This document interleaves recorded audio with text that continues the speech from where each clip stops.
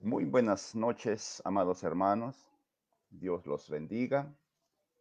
Un, Dios, un saludo cordial a todos nuestros amados hermanos que hoy día se han de conectar y también a todos los que verán esta enseñanza en diferido en- a través de las diversas plataformas en que se ha de pasar la enseñanza. Una bendición poder compartir con ustedes esta noche. Vamos a esperar unos pocos minutos para juntos participar de este tiempo de enseñanza de la palabra. Buenas noches, queridos hermanos, queridas hermanas, Patriz, Patti, Angélica, hola Claudita, Claudia, ¿cómo estás? Dios te bendiga. Julio Carvajal, Marta Flores, Iris Rivas, John Ruiz, Pastor Pablo Atalaya, Dios te bendiga. Dalila Gamboa, fiel desde Chepén, la ciudad de el calor, porque hace calor bárbaro allí. Wilber, Dios los bendiga, amados hermanos. Hermana Blanca, bendiciones. Qué gusto que esté con nosotros. Alonso, qué bueno tenerlos a ustedes, fieles al estudio de la palabra del Señor y juntos para aprender lo que Dios tiene para nosotros. Y cuando uno viene o se reúne con expectativa, Dios tiene una palabra para cada uno. Ahí está mi hermanita desde Tarapoto. Dios te bendiga, Jessica. Ya tendré que ir a Tarapoto a disfrutar de los ricos pasteles que haces. Hermano Vicente, Carmen Valera, María Aki. Dios los bendiga, amados hermanos. Qué bueno, qué bueno.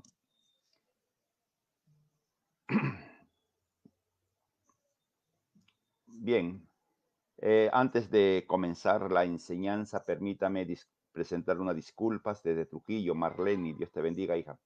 Una disculpa, hemos estado estudiando el fruto del Espíritu Santo y, y había eh, pensado que hoy día debíamos terminar y que mañana mañana miércoles y el próximo martes íbamos a tener una visión panorámica del libro de Cantar de los Cantares. No, disculpen, de Lamentaciones.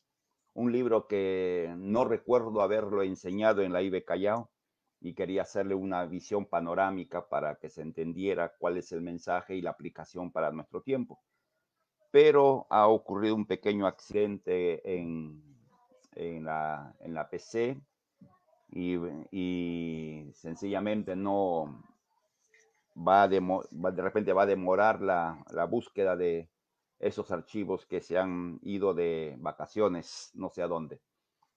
Y ante ello, he acelerado un poco el día de hoy, sobre todo, el tema que iba a continuar después de compartir con ustedes el libro de Lamentaciones, que surgió a raíz de una pregunta que me hicieron y consideré que era adecuado, conveniente y necesario tratar el tema sobre el ministerio de la mujer según la Biblia, porque en muchos canales de información se menciona de que la mujer no tiene casi nada que hacer en el ministerio y se le relega a un segundo plano en algunos lugares, y esta enseñanza, como muchas enseñanzas, tienen olas, vienen por olas.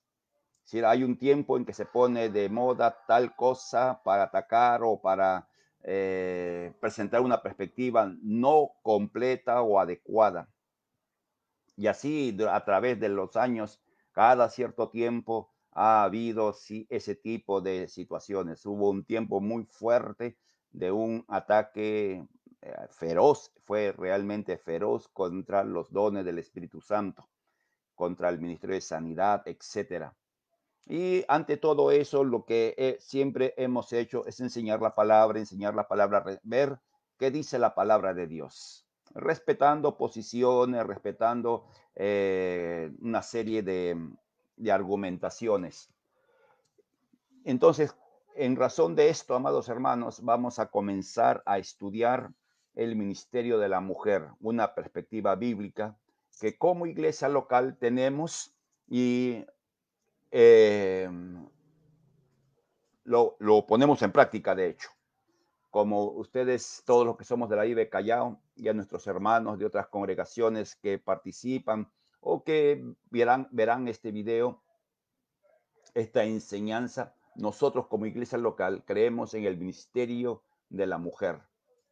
La mujer es capacitada por Dios para desempeñar cualquier función dentro de una iglesia local, incluyendo el poder ser pastora. Y vamos a explicarlo a través de las semanas que van por delante, por qué considero de que es bíblico aceptable esta posición. Y hoy día vamos a comenzar con la ayuda de Dios. Y necesitamos que especialmente las damas de nuestra amada Ibe Callao tomen lápiz, un cuaderno, no tengan hojitas porque las hojitas se pierden. Un cuaderno y usted vaya anotando. Aparte que algo se va muy rápido, nosotros subimos las presentaciones en una página que se llama Amigos de la IBE Callao. Ahí tenemos todas las o casi todas las enseñanzas que hemos presentado en estas últimas semanas. Entonces, todos listos, comencemos. Hay básicamente dos perspectivas respecto al ministerio de la mujer y están en cierta medida en contraposición. Es decir, son opuestas en cuanto a cómo ven a la mujer y su ministerio dentro de la iglesia local, así como hay muchas otras posiciones encontradas en la iglesia del Señor. Hablando en términos generales, hay quienes creen que la salvación, regalo de Dios, se pierde, y hay quienes no creemos que la salvación se pierde. Hay quienes creen que los dones espirituales siguen en operación en estos tiempos, otros que no creen en ello. Hay unos que creen que se debe tocar, que creemos que debemos tocar con todos los instrumentos en un culto, otros creen que no. Y así podríamos ir hasta el infinito con posiciones o perspectivas respecto a ciertas doctrinas o ciertas prácticas dentro de la iglesia del Señor. Usted se dirá, pastor, entonces, ¿a quién podemos creer? Dios ha querido en su riquísima sabiduría permitir esta libertad para que, a pesar de las diferencias que pudiéramos tener con un pastor o con una congregación que no piensa igual que nosotros en algún asunto doctrinal, no, no lo veamos como un adversario, no lo veamos como un enemigo o como un sectario, salvo que sea una enseñanza herética, ni modo. Sencillamente lo veamos como un hermano en la fe, en quien nosotros podemos a quien debemos amar, respetar y no pelear. Entonces nosotros vamos a plantear las dos posiciones y de hecho ya sabemos cuál es nuestra posición.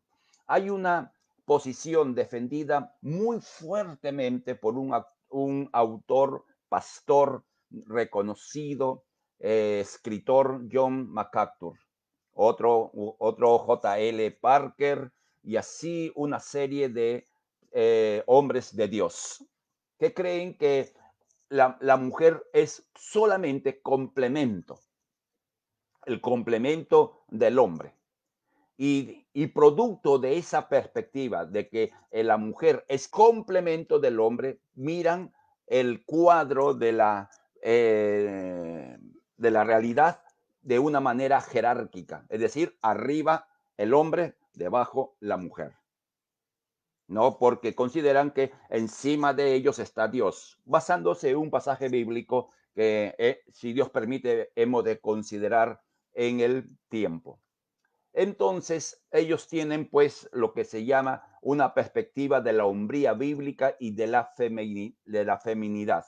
Una perspectiva con ese sentido. Por lo tanto, como es jerárquica su perspectiva, no aceptan el ministerio de pastoral de mujeres. No aceptan en absoluto y el problema es que a veces hacen cuestión de estado de una situación como esta. La segunda posición, la que nosotros creemos, es igualitaria. Somos iguales a los ojos de Dios. Una igualdad por creación.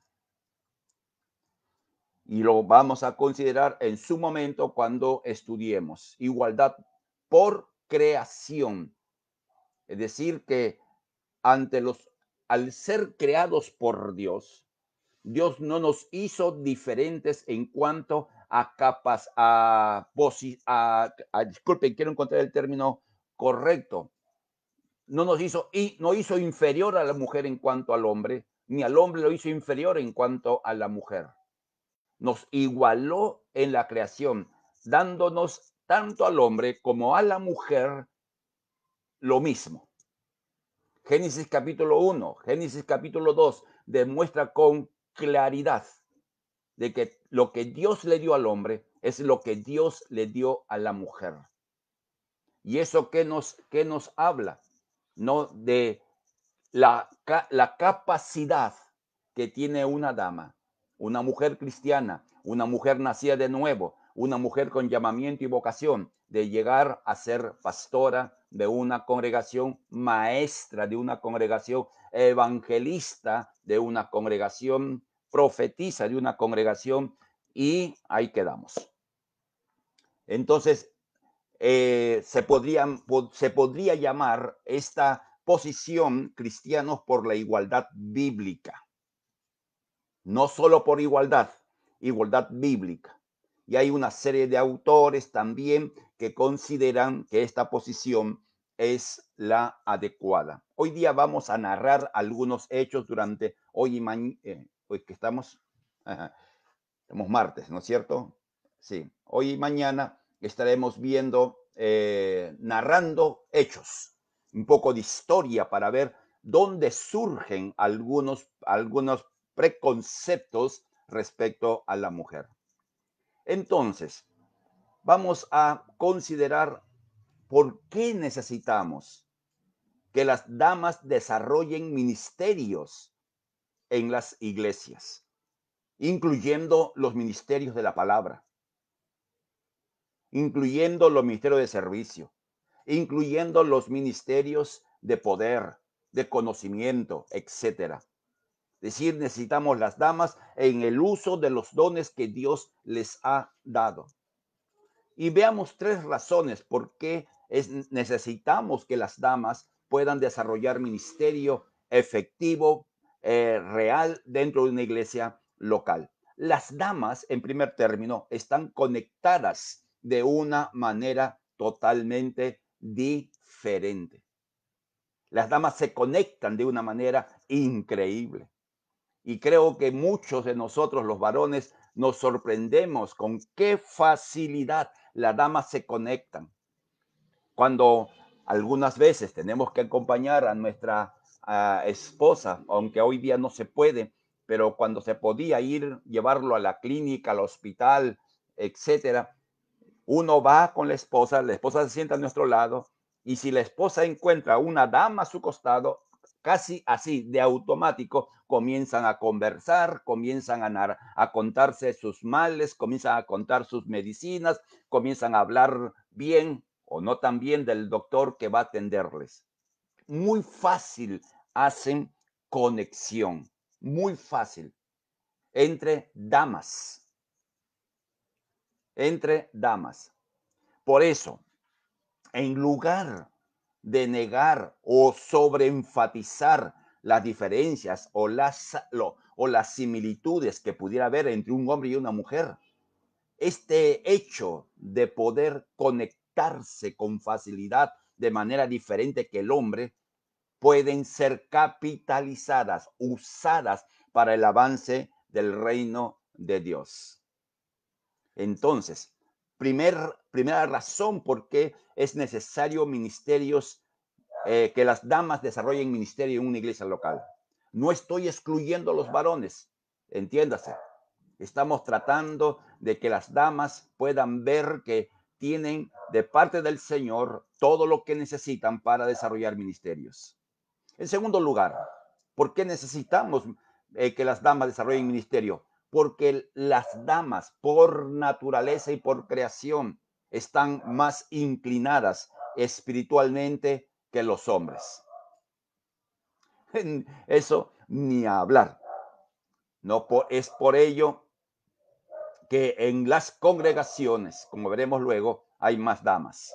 Una dama es más sensible espiritualmente hablando. Su corazón está más abierto por su naturaleza femenina a conectarse con Dios. Y si una dama puede conectarse con facilidad con Dios, puede conectarse y ministrar a otra dama. Por eso las damas tantas damas afectadas necesitan ser nutridas, alentadas, orientadas, apoyadas en los momentos difíciles de su vida. ¿Y quién lo puede hacer mejor? Las damas, otras damas. Interesante. Otra razón por la cual necesitamos los ministerios, que las damas desarrollen ministerios dentro de una congregación local, es porque en una congregación la mayoría de congregantes son mujeres. Por lo que hemos mencionado anteriormente, las damas son más sensibles al llamado de Dios. Es una pauta que posiblemente no la entendamos desde una perspectiva natural, pero sin embargo hay mayoría.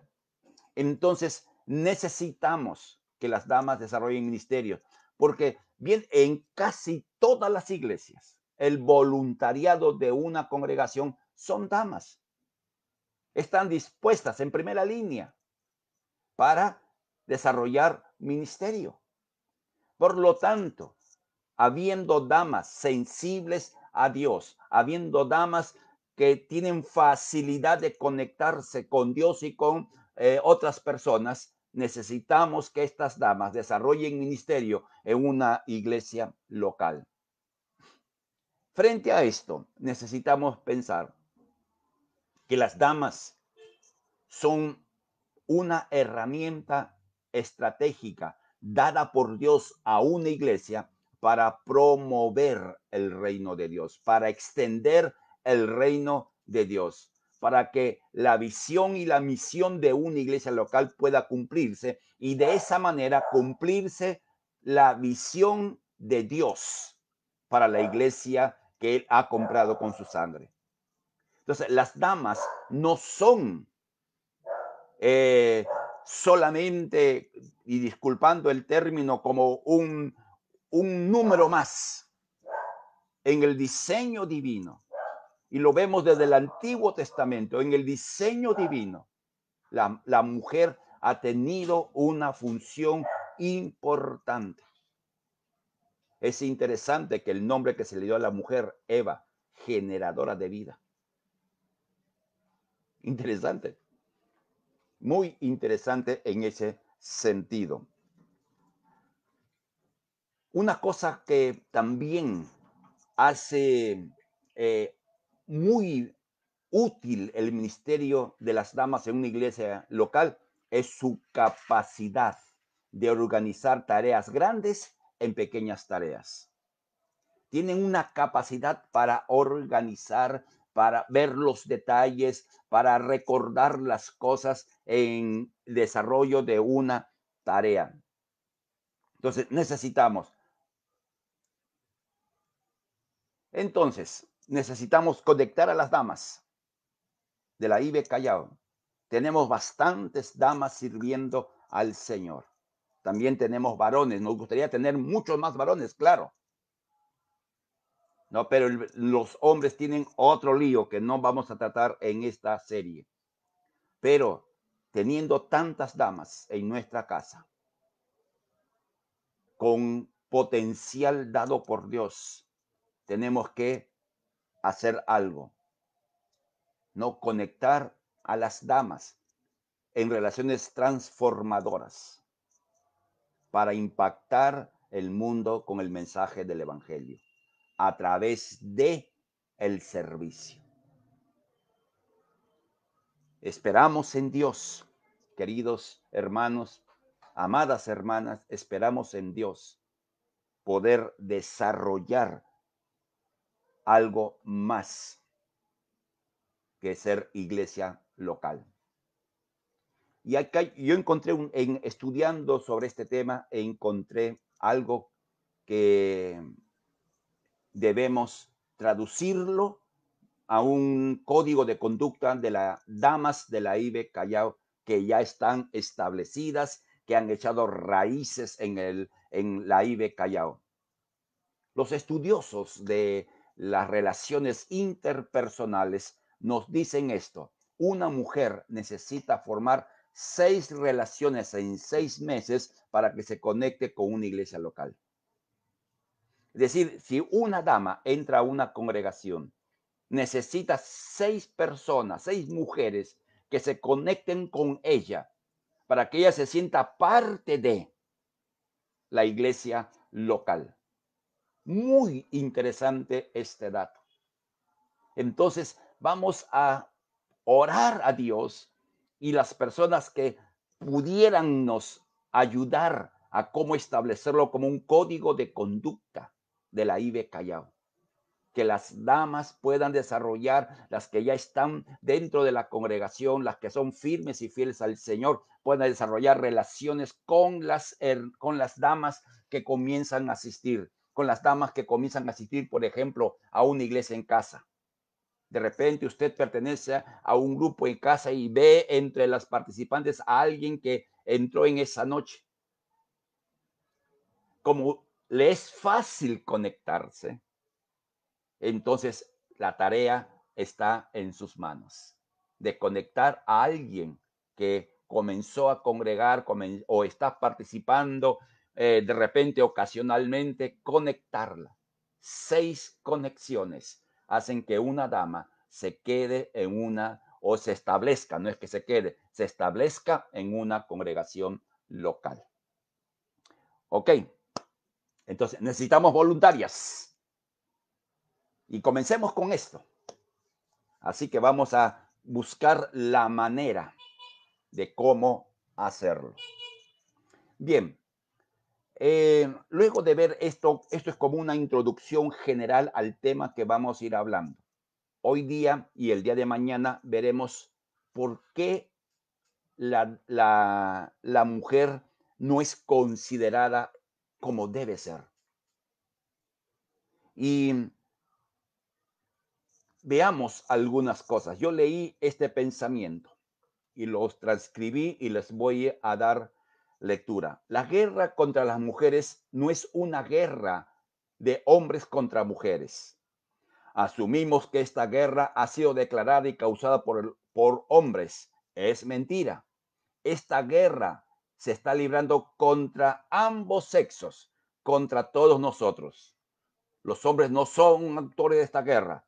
Satanás es quien utiliza los poderes caídos y los principados de este mundo para mantenernos en tradiciones y estructuras opresivas. Entonces, la famosa guerra de los sexos, y lo vamos a ver en la palabra, es instigada por Satanás. Porque Satanás sabe de lo que hemos hablado hace un momento, el potencial, la capacidad de conectarse de una dama, etcétera. Él conoce todo ello. Entonces, para evitar que una dama pueda desarrollar en su máximo potencial ha usado diversidad de maneras y modos. Entre ellas, la que hemos mencionado hace un momento. Entonces, como hemos mencionado, vamos a considerar la cuestión de igualdad. Y luego veremos un texto bíblico. Preguntas.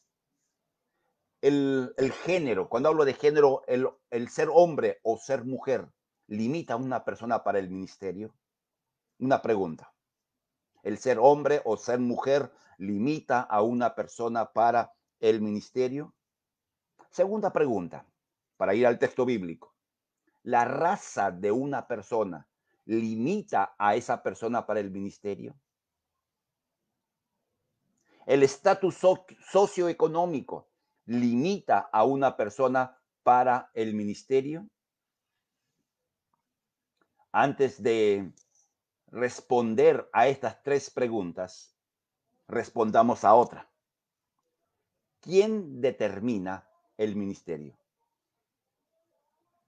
Hay cuatro cosas fundamentales para saber quién nos ha llamado. ¿Quién es el que dijo fulano de tal, venga, tiene parte y en este ministerio? En primer lugar, es resultado del llamado divino. Y enfocándome en el llamado al ministerio de la palabra, que incluye pastoras, que incluye maestras, que incluye evangelistas, nace de la voluntad perfecta de Dios. En Efesios 4, 11 al 13 dice que él mismo, hablando de Jesús, constituyó, dio a la iglesia apóstoles, profetas, evangelistas, pastores y maestros. O sea, nadie es pastor por vocación personal. Nadie es pastor por el simple hecho de que estudia en un centro de entrenamiento ministerial, bíblico, llámese instituto, seminario, universidad. Es resultado del llamado divino. El apóstol Pablo, en más de una carta, él comienza diciendo: Pablo, apóstol, llamado por la voluntad de Dios. Entonces, es un llamado. Entonces, ¿quién define el llamado de un hombre o una mujer? No puede ser un hombre, ni puede ser solo una mujer. Es Dios. En segundo lugar, hay una demanda, que es carácter. En 1 Timoteo capítulo 3, versículo 1 al 7, un pasaje impresionante. Palabra fiel, si alguno anhela obispado. La palabra obispado la podemos leer hoy en día pastorado. Si alguno anhela pastorado, buena obra desea, pero es necesario que el obispo sea irreprensible, y da una lista de demandas que tiene que ver con el carácter.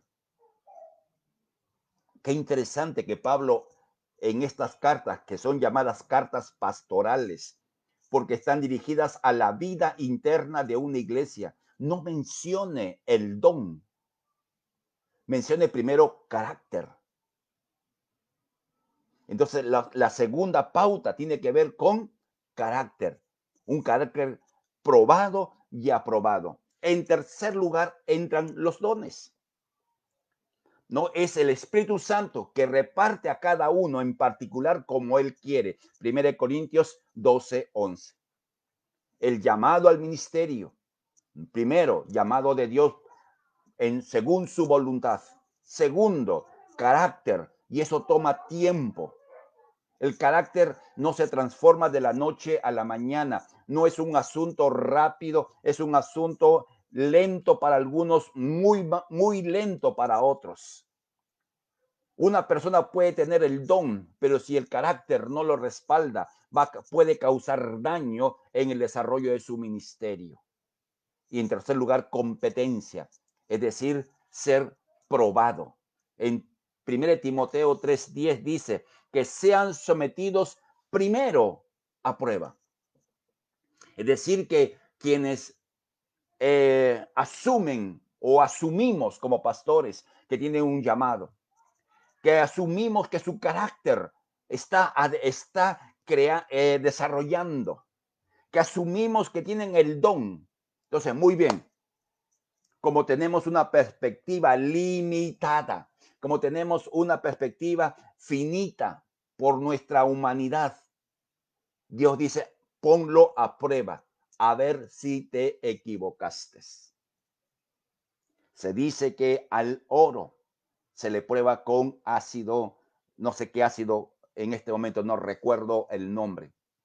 Entonces, ¿qué hace el que va a comprar el oro? Usa el ácido y de acuerdo a cómo reacciona el metal, sabe cuántos quilates o de cuántos quilates es ese oro, de 18, de 24 o de menos, sabe, porque lo prueba. Entonces, la prueba viene por la vida de tal persona, de tal hombre o de tal mujer dentro de la congregación, su compromiso con la congregación, su servicio en la congregación, su fidelidad en la congregación. Entonces, hay ciertos factores que sumados hacen de una mujer o de un hombre el reconocimiento de un llamado, en este caso específico al ministerio. Entonces, en función de esto, respondamos a las preguntas que hemos hecho en su momento. Género, el hombre o mujer, raza o estatus, limita el ministerio. Gálatas 3:28, un versículo clave para todos, porque no hay judío, ni esclavo, ni libre, no hay hombre, ni mujer, porque todos son uno en Cristo Jesús. Este pasaje que nos enseña que todos pueden ser salvos. El hombre, el judío, el griego, el esclavo, el libre. No importaba su condición o su identidad sexual, su sexo, podían ser salvos. Pero es interesante de que bajo el régimen de la ley era posible que un esclavo pudiera alcanzar la gracia de la salvación. Era posible que un judío pudiera alcanzar la gracia de la salvación. Y lo podemos ver en el ejemplo de la genealogía de Jesús, donde encontramos a personas que no eran judías, pero fueron incluidas dentro de la descendencia, tal como Ruth, la moabita, y otros casos más que se nos va de la mente. Entonces, ¿qué cosa es? Que no hay nada que nos haga diferentes. La salvación nos unifica, sí. Lo que podríamos decir, viendo el contexto judío, para el judío nadie merecía servir a Dios, honrar a Dios, cantar a Dios, que no fuera judío. O sea, el judío decía, nosotros somos los únicos debajo del cielo que podemos acercarnos a Dios en tal como debe ser. Nadie más puede acercarse. Y tiene que seguir este parámetro. Primero, paso A, paso B, paso C, paso Z. Sí, una serie de rituales para que uno que no era judío pudiera acercarse a Dios. En el caso de las mujeres, solamente ahí podían llegar hasta la mitad, lo veremos en su momento, hasta la mitad de la presencia del Señor, a pesar de el trasfondo del Antiguo Testamento. Entonces, este pasaje nos enseña que no hay nadie en el reino de los cielos que tenga un privilegio o un estatus de superioridad en el reino de los cielos. Entonces el hombre es tan superior que una mujer, que un, no, que un de cualquier nacionalidad, de cualquier tipo de raza, de cualquier nivel social, económico, etcétera. Para Dios No hay excepciones. Como puede salvar a todos les puede dar un precioso ministerio. Y Dios nos salvó a los hombres y a nuestras queridas hermanas. No hay un estatus para Dios de superioridad por ser hombre o por ser mujer. Nos hizo diferentes, sí, nos hizo diferentes, ni hablar, eso no entra en discusión. Sencillamente, las diferencias tienen que ver con naturaleza y no con competencia. En los tiempos del apóstol Pablo, en los tiempos bíblicos del Nuevo Testamento, eh, las damas eran vistas de una manera difícil. El apóstol Pablo batalló por los que no eran judíos, por llamados los gentiles. Y el apóstol Pablo enseñaba y defendía, como se dice a capa y espada, que el gentil no es espiritual o intelectualmente inferior al judío. Porque para los judíos, los que no eran judíos eran considerados, recuerde, y era una forma despectiva de decirlo, perros. No eran valorados, porque no eran judíos, sencillamente. Entonces Pablo dice, no, eso no existe. Hay una igualdad. El, el no judío, el gentil, no está excluido del servicio y ministerio por causa de su raza. Y el apóstol Pablo se paró firme. Y hay en el libro de Hechos, capítulo 15, toda una batalla doctrinal donde Pablo presenta su posición. El gentil tiene derecho a salvación. El gentil tiene derecho a servir a Dios. El gentil tiene derecho a ser pastor, etcétera, como el tiempo lo demostró. Pero también el apóstol Pablo puso en relieve la función de una dama. A igual que los gentiles, las damas no son espiritual o intelectualmente inferior de un judío. No estaban excluidas de ningún ministerio debido a su sexualidad. Y además, el apóstol Pablo reconoció el ministerio de las mujeres que veremos en su momento.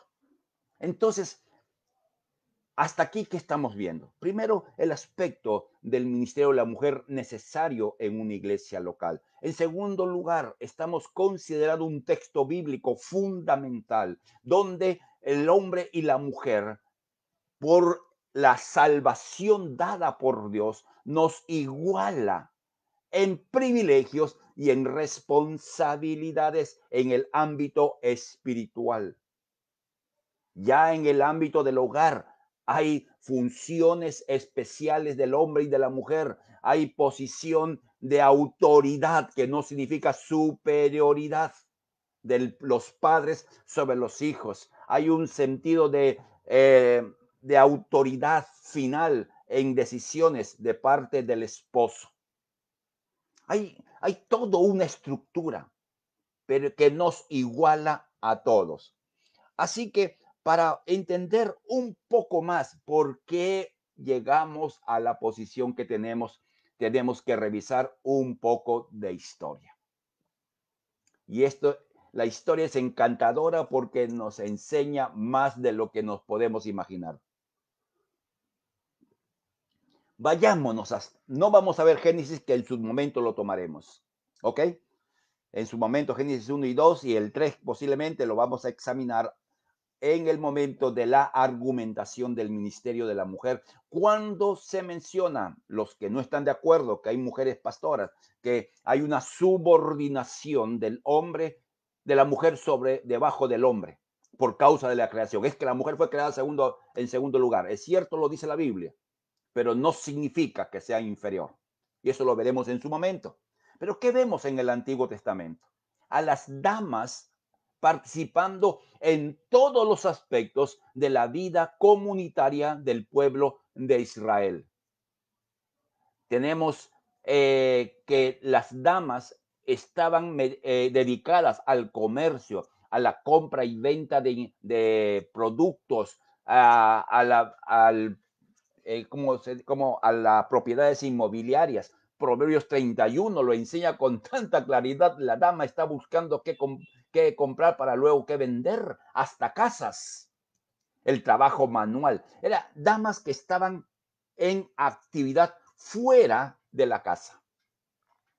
Es decir, no estaban encerradas en casa, encasilladas en casa, sino tenían la libertad de poder desarrollar una vida de relación con las personas de afuera.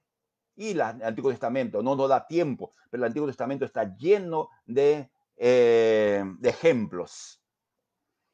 No fueron excluidas del culto en el templo. Y esto es un detalle bien importante.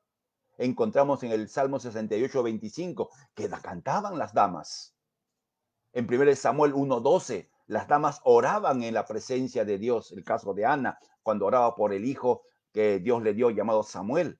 Cantaban y danzaban en las reuniones religiosas, en las marchas religiosas, en los desfiles religiosos. En el segundo libro de Samuel, capítulo 6, encontramos damas junto con hombres celebrando a Dios con danzas. Participaban en danzas, en bodas, etcétera. O sea, la dama tenía en el antiguo Israel, tenían una función muy preciosa. Y no solamente esto, sino que las damas fueron incluidas en el pacto que Dios hizo con Israel. En Deuteronomio 29:11 nos enseña que las damas estaban bendecidas de ser parte del pacto mosaico. No, y ellas escucharon a José leer el libro de la Torá, del Antiguo Testamento. Se les pedía que estén presentes en la lectura pública de las Escrituras, en una de las famosas fiestas de Israel, que es la fiesta de los tabernáculos. O sea, la dama tenía que estar sí o sí escuchando la lectura de la palabra de Dios. Y eso lo encontramos en Deuteronomio 31:12. Encontramos damas líderes en el Antiguo Testamento. María, la profetisa, hermano de Moisés, que luego de pasar el mar con Israel, tomó el pandero y comenzó un canto inspirado por Dios y junto con ello una danza celebrando las victorias de Dios. Éxodo capítulo 15 del 20 en adelante. Encontramos a Débora, que fue juez y profetisa, un doble ministerio. Encontramos a que esta dama, Débora, era esposa y madre. En Jueces capítulo 4 se le menciona. Y hay algo que es, digamos, son detalles que están en la palabra de Dios, pero que nos dicen del lugar de la mujer en el Antiguo Testamento. El rey Josías era un rey contemporáneo del profeta Jeremías. O sea, estaban a la par. Ahí estaba el profeta.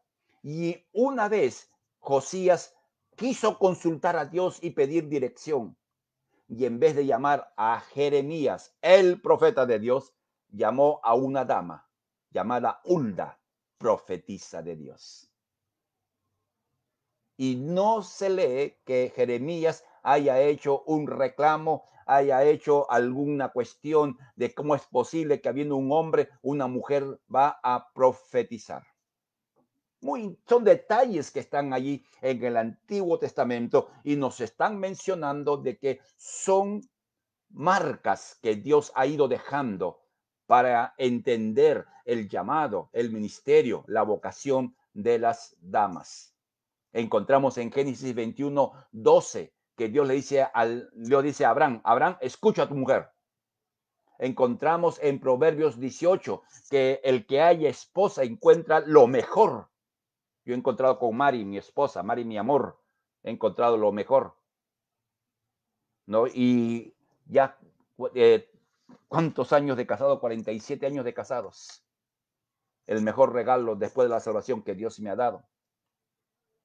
Abigail, una dama experta en establecer contactos. Ahí lo que veíamos hace un momento, ¿no? David llega y el esposo de Nabal no quiere apoyar a David y ahí entra Abigail con sabiduría a hacer un contacto para evitar que su esposo Nabal, necio, muriera. Interesante.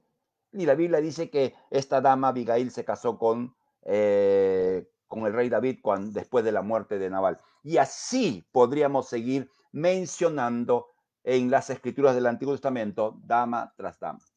Pero algo cambió. Algo cambió. En el Nuevo Testamento, en teoría,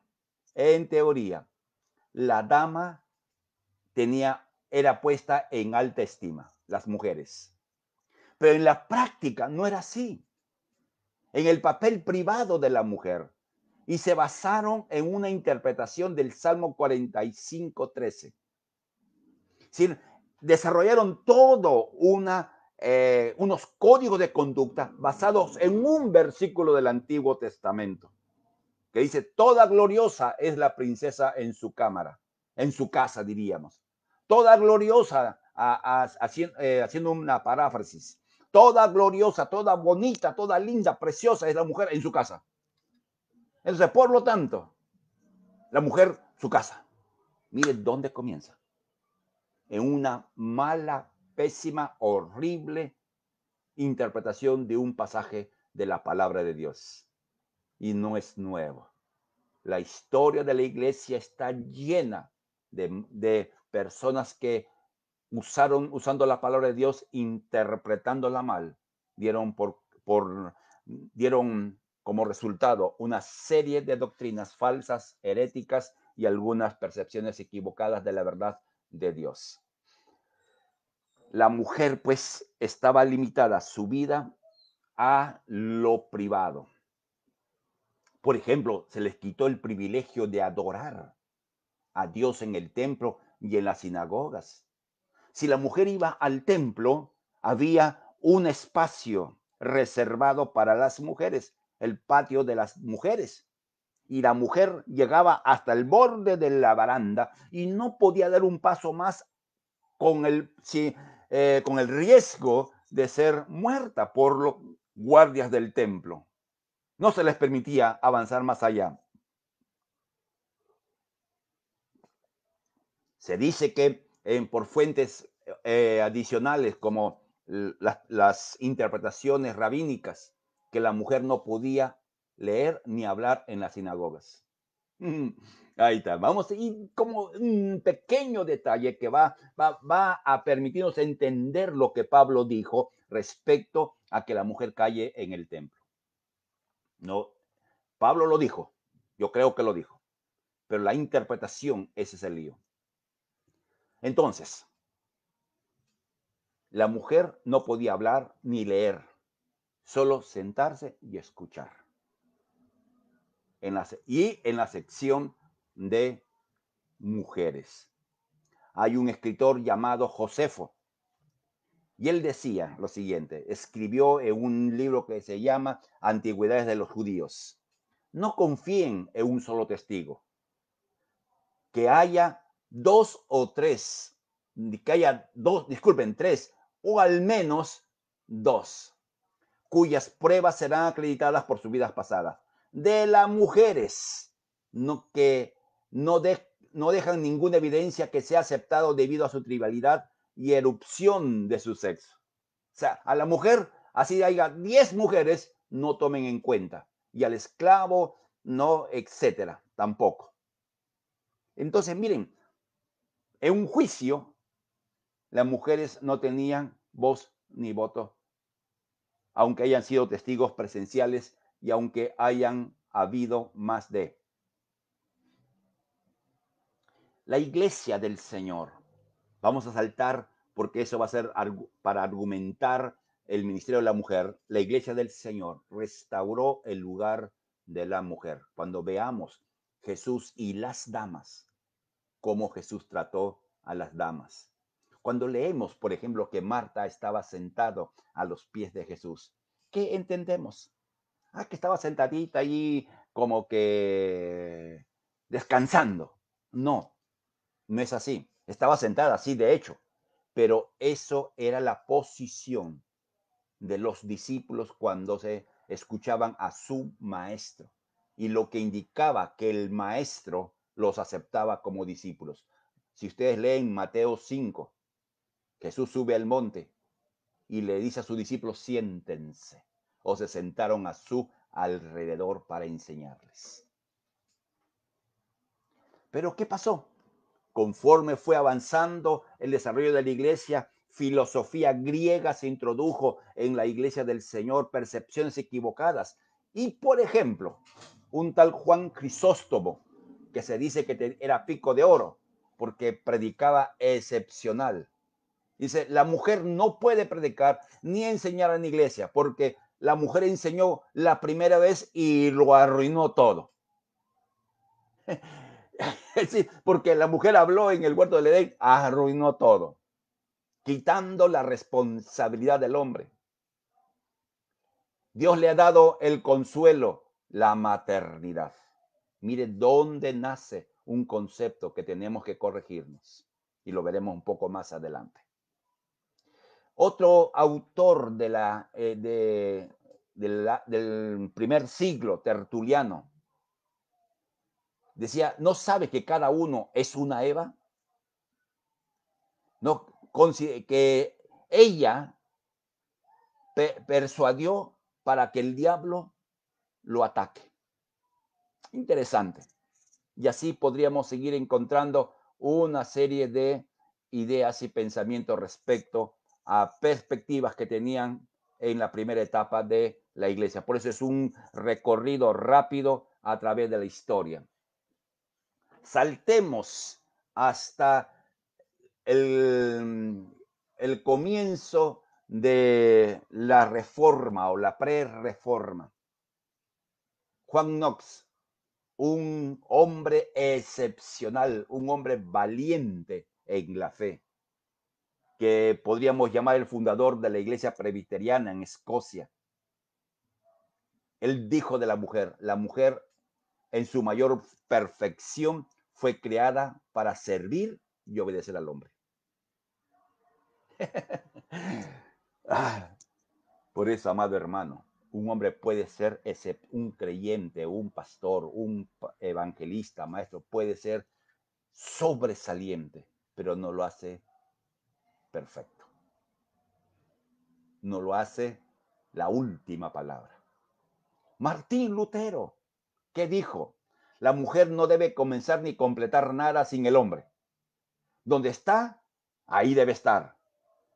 E inclinarse ante el hombre como ante un maestro, a quien temerá y a quien será obediente. Miren lo que decía famoso Martín Lutero. Agradecemos a Dios por Lutero, pero no lo hacía nuevamente perfecto. ¿Qué decían la Iglesia Católica en aquellos años? Hay un fraile llamado Cherubino que hizo un libro, Las reglas del matrimonio. Un hombre que nunca se había casado hace reglas para el matrimonio, pero dejémoslo allí. Toma un palo y golpéale, no con rabia, sino por caridad y preocupación para su alma, para que por la paliza recupere su mérito y su bien. Ay, miren, amados hermanos, uno da curiosidad lo que está escrito, lo que decían en aquellos tiempos. Y usted se dará cuenta de que no estamos lejos en algunos lugares, esto por lo menos en algunas realidades. Eso es historia. Eso es historia, ni modo. Mañana vamos a continuar. No quiero comenzar la segunda parte saltando hasta el siglo XVIII, donde comienza lo que podríamos llamar la batalla por la igualdad. Hubieron dos grandes temas a partir del siglo XVIII.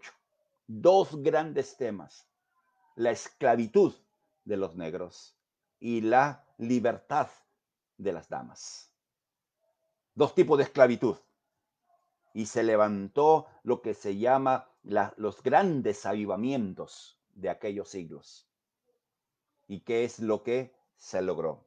Nos vamos a detener allí, amados hermanos, para no quedarnos eh, con, con ideas entrecortadas.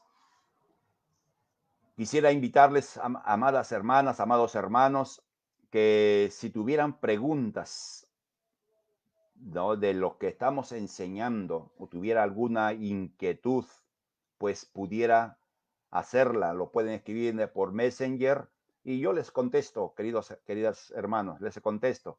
Si no es en este siglo, en el venidero, pero le contesto. No, no.